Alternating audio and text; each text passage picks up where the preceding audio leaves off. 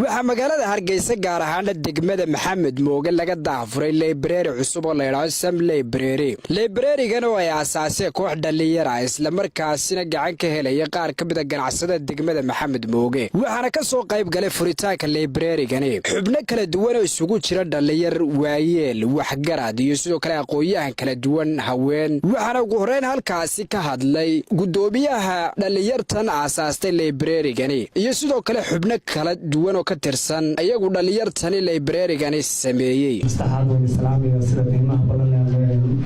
ee kala soo qayb gashay xafladdan aad oo qiimaha badan leh ee furitaanka xafladda Somral Library ururka Somral Library ama Somral Organization waxa la soo gaabiyay Somaliland Affiliate Research Organization waa ururka caawimada iyo cilmi baarista waa urur ka shaqeynayay muddo xaafadda Maxamed Mooge aqoonsina ka haysta xaafadda Maxamed Mooge soo ka shaqeeyo waa urur waxyaabo badan soo qabtay barnaamijkan maanta xiriga ka jarayno ama aynu ku wada joogno waa qaybtii labaad ee aanu qabanay ama xafladii labaad aanu samaynayno ama barnaamijkii labaad aanu qabanay bulshada waxaa ku horreeyay oo aanu gacanta ku haynaa bulsho arday iyo ummadan oo ah dadkii waxbarashada awood waayey iska bixin kari waayey ama ahaadaan dadkii abaaraha ka soo abaar soo barakiciyeen ama ahaadaan dadka agoomaha ayaanu gacanta ku haynaa muddo ilaa 6 bilood ilaa 7 bilood meelahaasa dadka kale nagala soo qayb galay ambaba muxsiniintii ka qayb qaatay inay amba buugaag keenaan amba shelf iska dhisaan amba kuraastan aynu ku fadhino hawlahan materialkan aanu isticmaalayno kulay waxa weeyaan aad bay u badan yihiin dadka bulshadu waxa kamid ah kale companiyo ay kamid yihiin Sham iyo qolo iyagana runtii hamigeeygan aanu imika naga dhex guuxayay noo hirgelisay baa jirto la yiraahdo Sinai Library waxa iyaguna halkaasi hadalka iska daba maray aqoonyahankii dhalinyartii iyo sidoo kale waayeelkii kala duwanaa ee ka soo qayb galay library-gan waxaana qaarkood ugu baaqeen madaxweynaha Somaliland Mudane Muuse Biix Cabdi inuu degmada Maxamed Mooge uga daafuro library casriya waxaana hadalladoodii ka mid ahaa annagu waxaan ahay xisbigii kulmiye ee dalkan qabtay madaxweyne waxaan Muuse Biix Cabdi toos baadii garanaysa madaxweyne wasiirka ma doonayo agaasime kaama doonayo hadii kale kaama rabo sidaad wadada mudane madaxweyne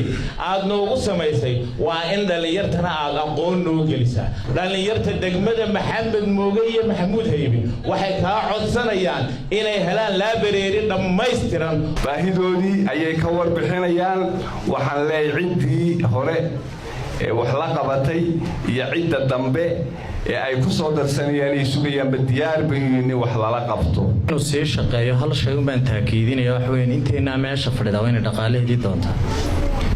insha Allah ta'ala bishan soo socota kiradiisa ana iga soo doonaysa mar labaadna fayska labaad insha Allah ta'ala waqal union iyaguna ururkii kale ardayda dugsiga sare Maxamed Mooge waxaan kala qayb qaadan doonaa inaan idin soo iibino 40 book 10 form 1 10 form 2 10 form 3 iyo 10 form 4 waqtiyo kala duwan iyo duruufo kala duwan oo dhamaanteen inta ka war qabta ay la socotay maanta waxa Ilaahay mahadiya in laga fikiro in la helo madal wax akhrisaneed taasi oo laga hago dhalinyarta meel ay isku yimaadaan wax ku akhristaan casharadooda iyo duruustooda ku akhristaan adduunkana kala socdaan waxaan aad u salaamayaa in ururkan dhalinyarada ee Somral oo ah dhalinyaro aad u firfircoon oo kaalin mugule ku leh bulshada xaafadda Maxamed Mooge run ahaantii anigu muddo sanad baan bayr shaqeynayay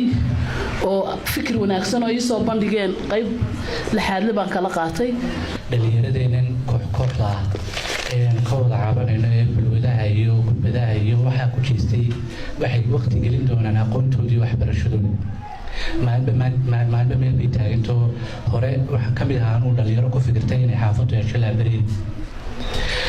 duruufo jira awgeed naguma hirgelin waa Ilaahay mahadi maanta haday Somral ay ka hirgelisay waxaan kale oran lahaa dhalinyarada Somral tacbi geliyaha la garab taagnaado oo la garab taagnaado tacabka halka la leeyahay bil baan bixinaya iyaga anficmayso dhalinyarada waxaan farayaa inay soo qiimeystaan sanadka waxa ku baxaya markaana anagu haddaan nahay xisbiga wadani buugaagiyo iyo kiradaba anaa ballan qaaday insha allah wad la garab taagnaanina wixii nagu soo qiimo iyo wax nagu soo qorta marcali ducaale marshabash telefishinka caalamiga ee bulsho magaalada Hargeysa.